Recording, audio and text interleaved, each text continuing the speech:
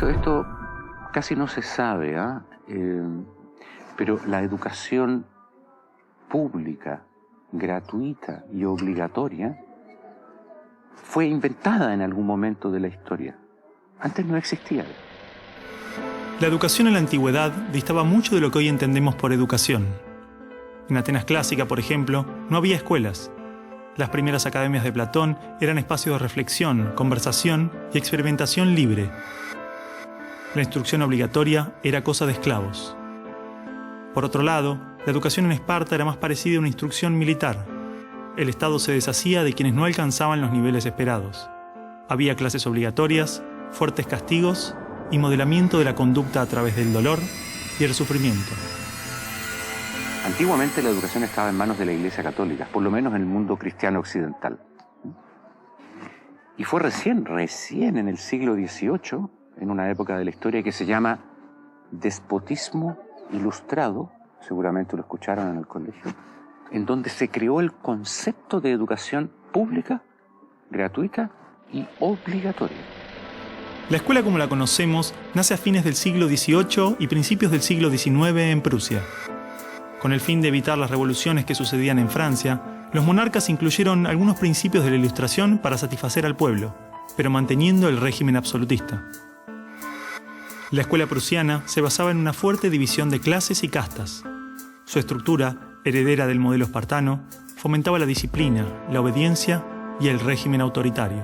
¿Qué buscaban estos déspotas ilustrados?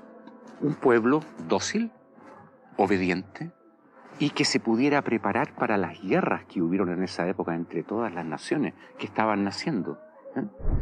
Por ejemplo, Catalina la Grande de Rusia llamó a los enciclopedistas franceses a preparar esto mismo.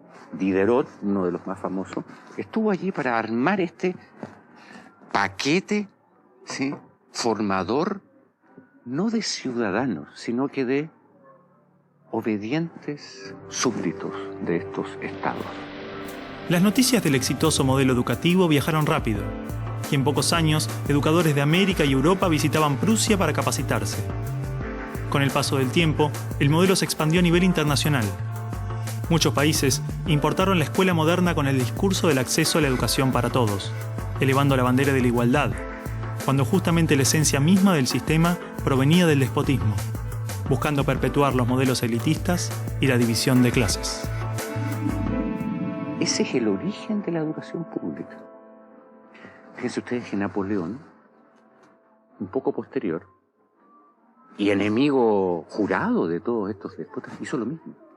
Él lo decía con todas sus letras. Yo quiero formar un cuerpo docente para poder dirigir el parecer de los franceses. ¿Se entiende? Él lo tiene claro. Y eso opera, se sepa o no se sepa, hasta el día de hoy. La escuela nace en un mundo positivista regido por una economía industrial. Por lo tanto, busca obtener los mayores resultados observables con el menor esfuerzo e inversión posible, aplicando fórmulas científicas y leyes generales. La escuela era la respuesta ideal a la necesidad de trabajadores, y los mismos empresarios industriales del siglo XIX fueron quienes financiaron la escolarización obligatoria a través de sus fundaciones.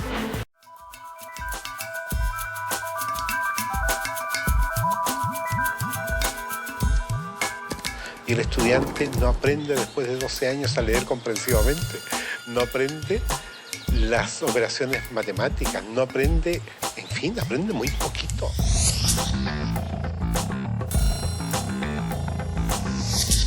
¿Qué es lo que hace que el estudiante fracase en la escuela? Y el convencimiento va por la comprobación de que no es el estudiante el que fracasa, es el sistema el que está más planteado. Es que las reformas educacionales actuales en boga en muchas partes están mal enfocadas. Son un arreglo cosmético de lo que nosotros pensamos que debemos mejorar en la escuela. El problema está en el modo como concebimos paradigmáticamente a la escuela. Es un problema de concepción básica.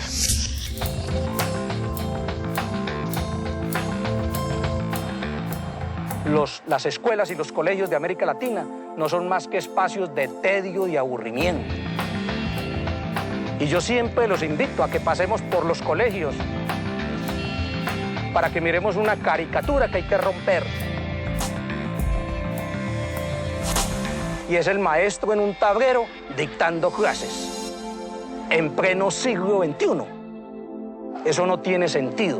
Una materia estática, una materia que no tiene movimiento, una materia que dice solamente palabras.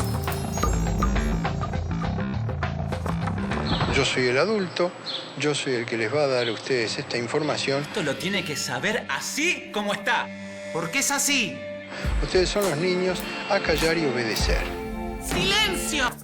En teoría, todas las leyes de educación nos hablan de objetivos de desarrollo humano profundos, valores humanos, cooperación, comunidad, solidaridad, igualdad, libertad, paz, felicidad, y se llenan de palabras hermosas.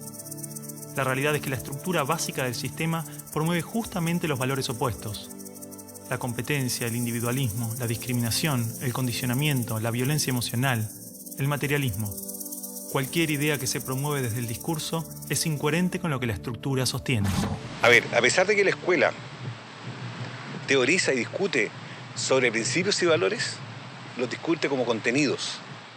Si yo vengo de un paradigma fragmentado, donde a mí lo que me interesa es enseñar historia, yo voy a ver cuánto de historia sabe este sujeto después de que yo le hablé de historia y le hice leer un libro de historia.